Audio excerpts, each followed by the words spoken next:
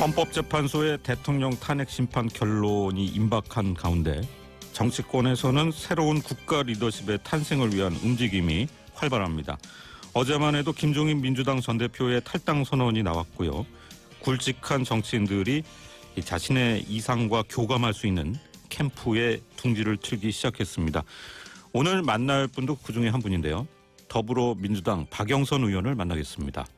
박영선 의원님 안녕하세요. 네, 안녕하십니까. 네, 박 의원을 지켜봐온 분들 좀 놀라셨을 것 같아요. 어제 이제 안희정 충남지사 대선 캠프 합류를 선언하셨는데 네. 제가 좀 예상 바뀌었다라고 하면 이상한 겁니까? 아, 그렇습니까? 네.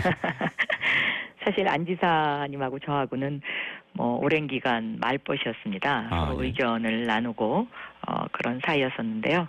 저는 두 가지 점에 주목합니다. 그러니까 첫째는 본선 경쟁력이 가장 강한 후보가 과연 누구인가? 네.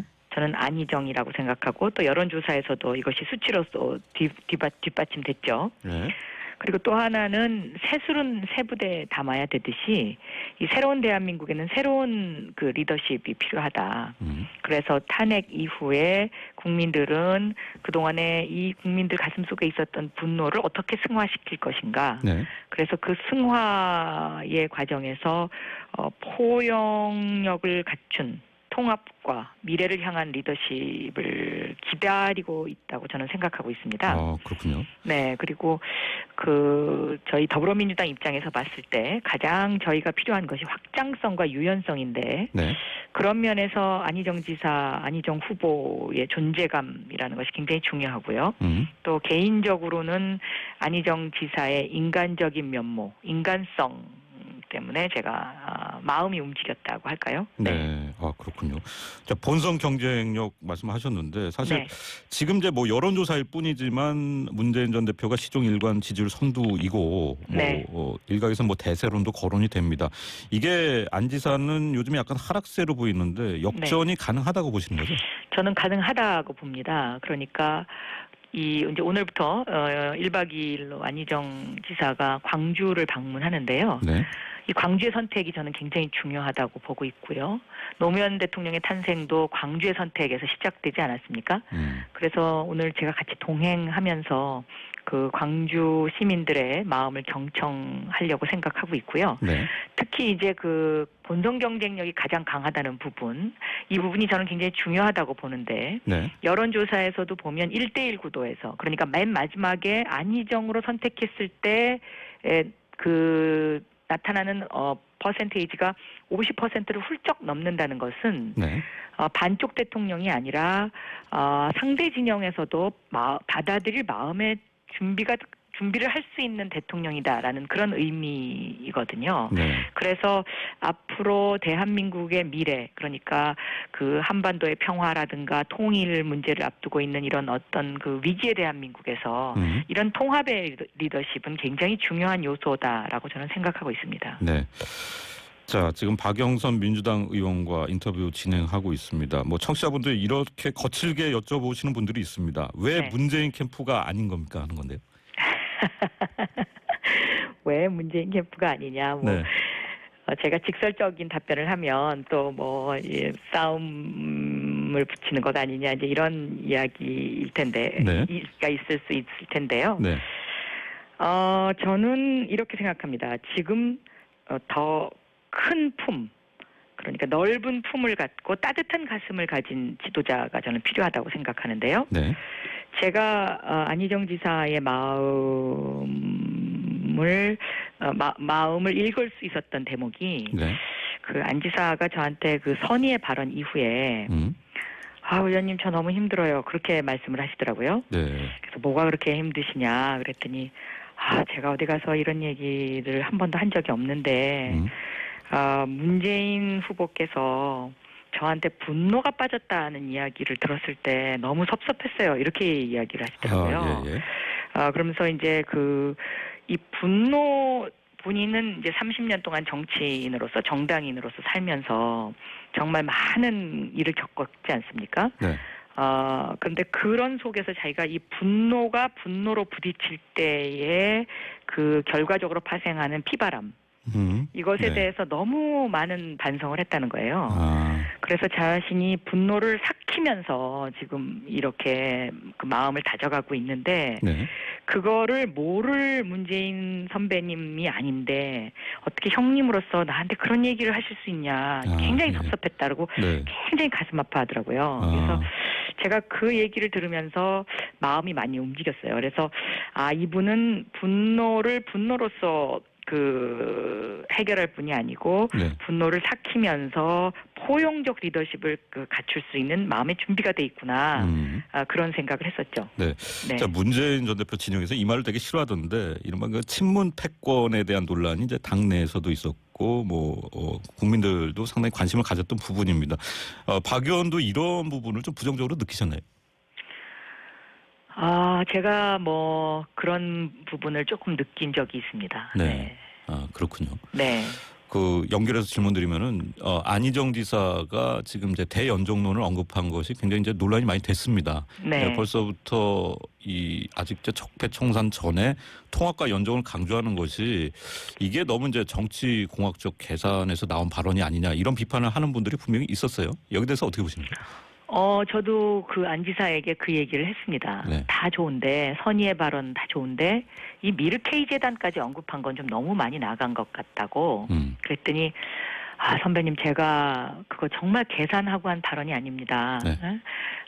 그날 강의하면서 예를 들었는데 지금 생각해 보니까 예는 제가 잘못 든 것 같습니다. 이렇게 솔직하게 얘기하시더라고요. 네. 그리고 자신이 오랜 시간 생각해 왔던 거라고요. 어떤 이런 뭔가 적폐를 청산하기 위해서 네.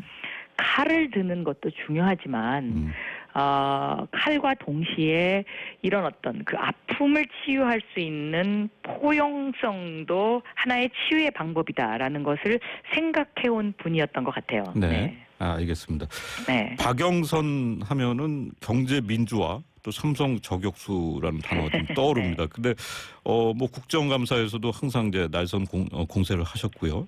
이번에 안희정 캠프를 선택한 것이 이 박 의원이 생각하시는 경제민주화의 이상과 이제 교감이 맞아 떨어지는 게 아니냐 이런 예측도 가능한데요. 네. 근데 저희가 이제 자료 찾아보면은 법인세 인상 같은 경우에 이 안 지사의 공약과 이제 박영선 의원이 이제 평소에 주장하신 바가 좀 내용이 다르고요. 네. 그런 면들이 있습니다. 어떻게 보십니까?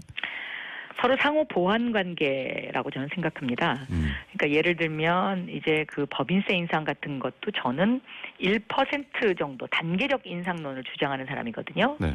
근데 이제 안 지사님은 법인세 인상까지는 손댈 필요가 없지 않냐 이제 이런 이야기인데요.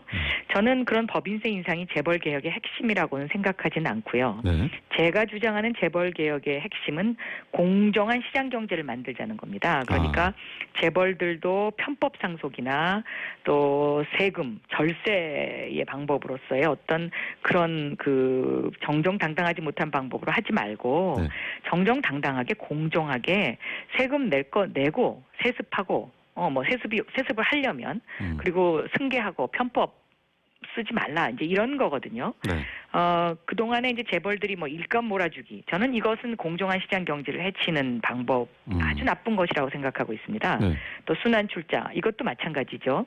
왜냐하면 조그만 지분으로 전체를 지배하겠다는 일종의 공정성에 위배되는 것들이니까요. 네. 그래서 저는 상속세, 증여세를 엄격하게 규정을 하고 이 공정성에 위배되는 것들에 대해서는 단호하되 네. 재벌들이나 우리나라 대기업들 또 중소기업들이 바라는 어떤 규제 개혁 그러니까 예를 들면 관이 허가권을 쥐고 있으면서 네. 이런 어떤 기업들을 통제하려고 하는 행위 이런 것들은 과감하게 저는 풀어야 된다는 그런 주장입니다. 네, 알겠습니다. 네. 그럼 그 부분에 대해서 안희정 지사가 충분히 이제 박 의원의 의견을 받아줄 수 있는 그런 분이라고 생각하신 거죠? 네, 저는 그렇게 생각하고 있습니다. 알겠습니다. 네. 자, 김종인 전 대표 탈당을 선언했습니다. 저도 그랬지만은 이제 언뜻 생각에는 분명히 박영선 의원께 함께 하자는 제안을 하셨을 것 같아요.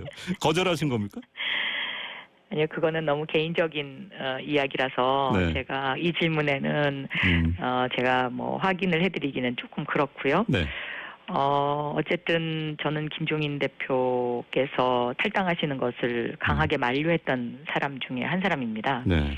그런데 김 대표께서 이번 2월 국회를 보고 그 상법 개정안이라든가 어떤 경제민주화 핵심 법안이 법사위에서 묘하게 통과되지 못하는 상황. 네. 거기에 그 묘하게 통과되지 못하는 그 상황에 당대표라든가 아니면 문재인 캠프의 주요 인사들의 속마음이 그 속에 담겨 있었던 것 아닌가 하는 그런 의심이 있으시더라고요. 그렇군요. 네. 그런 부분을 이야기하시는 데는 제가 뭐라고 반론 제기를 못했습니다. 네. 알겠습니다. 뭐 끝까지 말리셨다는 얘기는 들었습니다. 네. 자, 삼성 얘기를 좀 해봐야 될 것 같아요. 내일부터 사실 이제 이재용 삼성전자 부회장 재판이 시작이 됩니다. 특검 수사도 있었고, 뭐 박 의원께서도 국정조사에서 여러 차례 이 문제에 아주 집중적으로 거론을 하셨는데 재판도 그렇고 어떻게 예상하세요? 지금 세기의 재판이라고들 이야기하죠. 네. 저 개인적으로는 경제부 기자 시절에 제가 처음에 기사를 썼던 BW 전환사채 편법 발행의 그 시작이 1995년대 중반이었는데요. 네. 20년 만에 사실상 이 제대로 된 재판을 하게 되는 겁니다. 네. 이 재판의 핵심은 뇌물죄, 그러니까 네. 대가성이 있었느냐 없었느냐의 문제이죠. 그리고 그 대가성의 문제에 있어서도 이재용 재벌 그 3세로의 편법 승계를 위한 변칙적 적용이 있었느냐 없었느냐의 문제고, 여기에 박근혜 대통령이 얼마만큼의 관여를 했느냐의 문제인데요. 네. 시간이 한 20초 정도 남았습니다. 네. 거기 그 증거물이 이미 그 안종범 수첩에 다 나와 있기 때문에 저는 재판부가 이 재판을 정의롭게 대한민국의 미래를 위해서 네. 잘 공정하게 해주실 거라고 생각하고 있습니다. 네.